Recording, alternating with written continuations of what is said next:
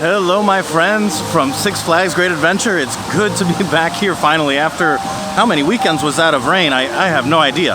Today, the mission is to go explore each one of these single rider lines that they've opened. I think it's at the Joker, Medusa, Nitro, and Jersey Devil Coaster. Oh no, I think it's El Toro and not Joker. Either way, we're gonna walk around, go explore, figure out how much time you're actually saving from using these single rider lines. So I invite you to come along. Let's go check these out. So I took a quick peek here at Joker, since it's right by the entrance, to see if they had a single rider line. Indeed not. It's just a flash pass. That's pretty much it, but we'll watch it.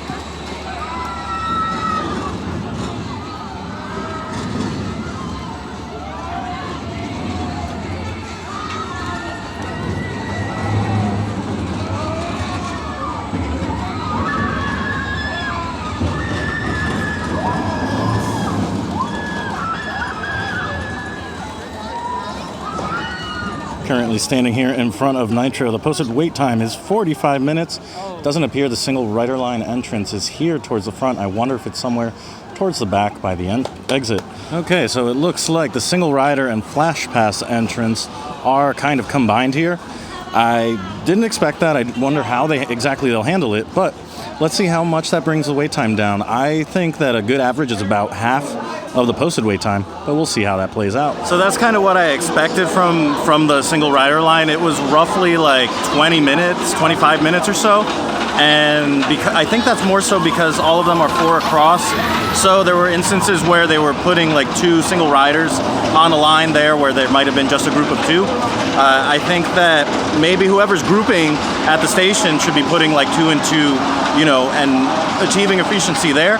But that lack of efficiency in the grouping meant that I got on relatively quick compared to the line, which is almost to the last queue house. So results there, thumbs up, about half as long as, weighted as about as half as long as the posted wait time.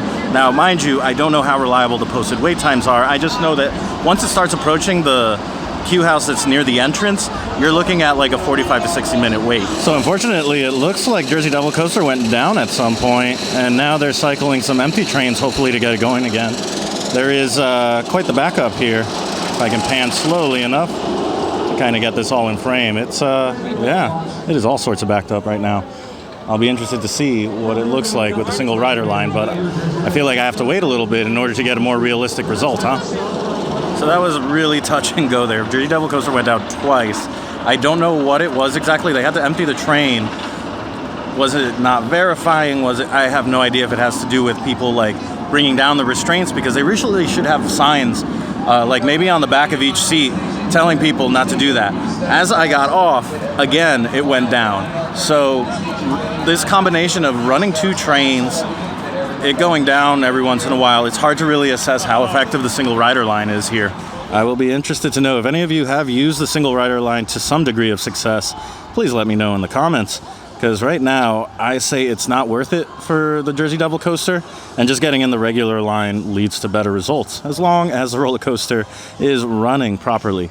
If you see 2 trains here, definitely just take the regular queue. I see Sylvester's meeting and greeting there, and then a friend here is doing the juggling. Let's go say hi real quick. Sorry about the jankiness.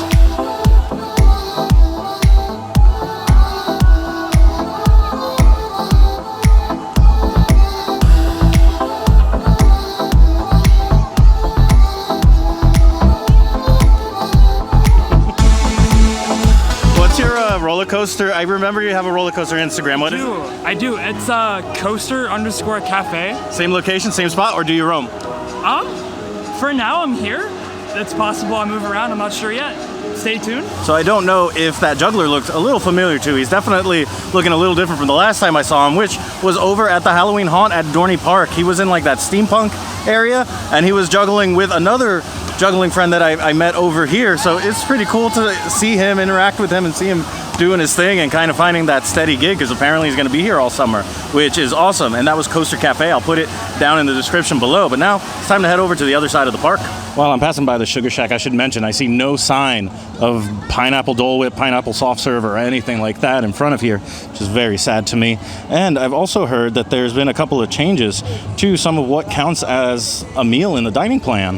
Like, you guys know how much I enjoy the finest fingers in the land. I always make that stupid joke about chicken fingers. However, I think I saw, correct me if I'm wrong, those are no longer counting as a meal anymore. As they slowly phase out all those perks from the membership, I'm paying for the dining plan, so like, dang, what counts as a as a meal right now? I have no idea, but I know that Fatburger got removed as well. I saw that in a couple of videos, so I don't know what to make of these changes. We'll see how the summer progresses when it comes to all the meals and snacks changing. A lot of times it's like playing spot the difference here. Those old-timey photos that used to be here, were those removed just this season in order to put a bar in here? I have no idea. Huh. Interesting. All right, well, it looks like this whole area is kind of new and undone. Didn't there used to be like a t-shirt place across the way here? It's guest services now. Good to know. So now we're over at El Toro, and I can't believe, I think they're still running just one train. I haven't found a good reason why. If you guys know, let me know down below. But the single rider actually comes up through the exit here, and I guess we're going to just explore and see if it's sharing kind of like the handicap area or what, because the Flash Pass is part of the regular queue. It kind of goes on to the left here. So we'll see what kind of results we get. As you can see, the line is kind of stacked right now before you go up into the station. So the single rider line on this was kind of hit or miss. Like, it's tough when it's like 2 by 2 because there's a lot of groups of 2 or 4. So finding like another single rider who's not taking advantage of the single rider line was kind of tough. So it did take a while. It was an hour posted wait, meaning it took, I don't know, like almost 40-45 minutes to get on. So I don't think I saved that much time, and I wasn't able to select my seat. So I think I would have rather waited an extra 15 minutes or so to be able to select my seat, because you guys know that the second to last row is my favorite. All right, so now we made our way over to Medusa, which has its own single rider line. I'm still getting used to calling it Medusa since it's its first year since the change. I really hope that they do something with this big sign. Are they just painting it? I see that there's like a little like around the entrance, kind of like that mine sort of thing, but I really wonder what they're going to do with it. I'm just taking a closer look here. I don't know what exactly their plan is here, but they do have the start of some theming for the entrance. Interesting. So here where I think the Flash Pass used to be is where the single rider is, and you just go up the stairs right to the station. Currently nobody in line. This one is 4 across for each row, so I don't imagine this is going to take terribly long. Ended up waiting a lot longer than usual. Timing-wise, it was like 35 minutes, even though the posted wait time was like maybe 25. I expected to maybe have a 1 or 2 train wait. However, when I went up there, they were sending out an empty train, and they had to cycle that one a couple of times. So unfortunately, that meant being up there until they could do that. I don't know why they had to, but they had to. So we ended up waiting a little bit longer than usual. However, had everything been running as it should have been, then we probably would have only waited a train or 2. But unfortunately, just timing didn't work out the way it should have, and we waited. We waited a whole lot, but it's running great. I will say that. It is running really nice. I don't know what they did other than the paint job, but I had a good time.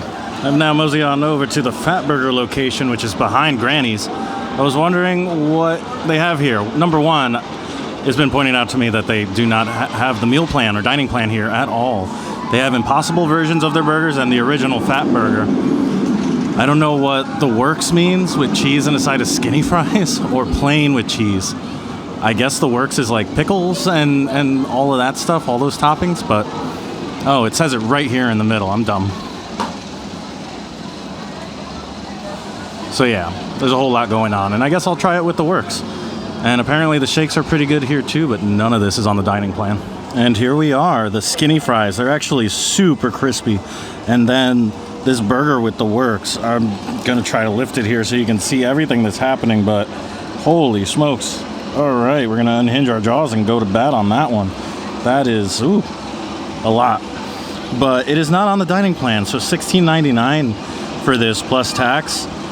it's in line with the other stuff that they have, but I guess we'll see if there's much quality over this versus like the Johnny Rockets or the regular burgers they have at the park.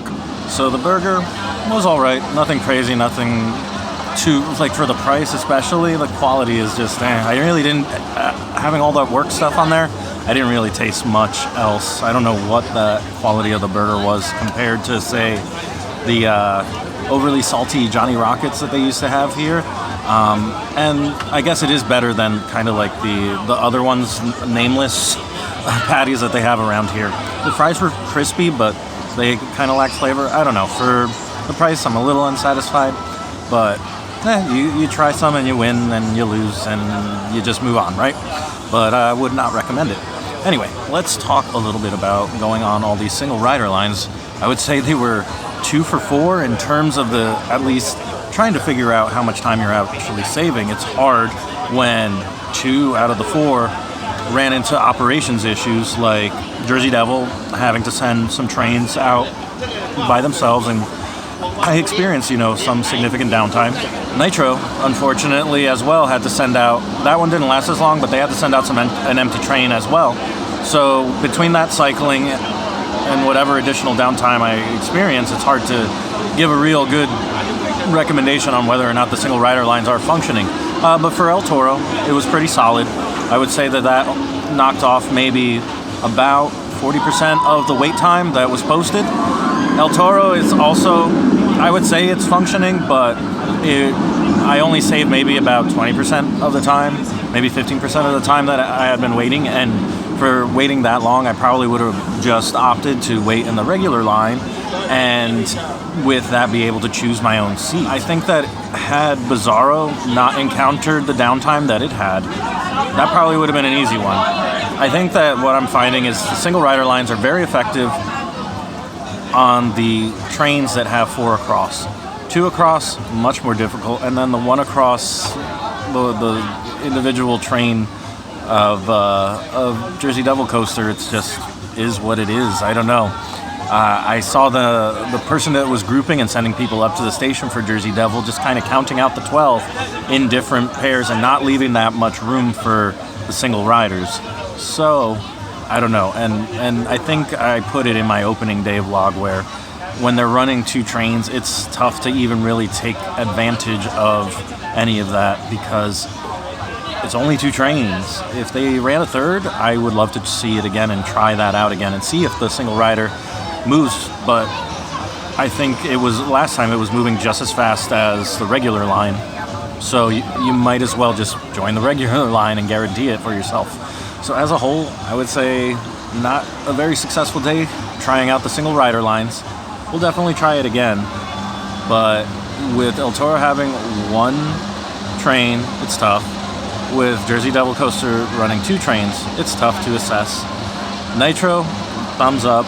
Medusa, if there's no downtime, thumbs up. So anyway, guys, all that being said, I hope you found this helpful. Let me know if you've done the single rider lines here at Great Adventure, what your experience has been like down below. But for now, thank you so much for watching. I'll see you next time. What's up? It's Nick from Beyond the Thrills, and I'm making my own adventure.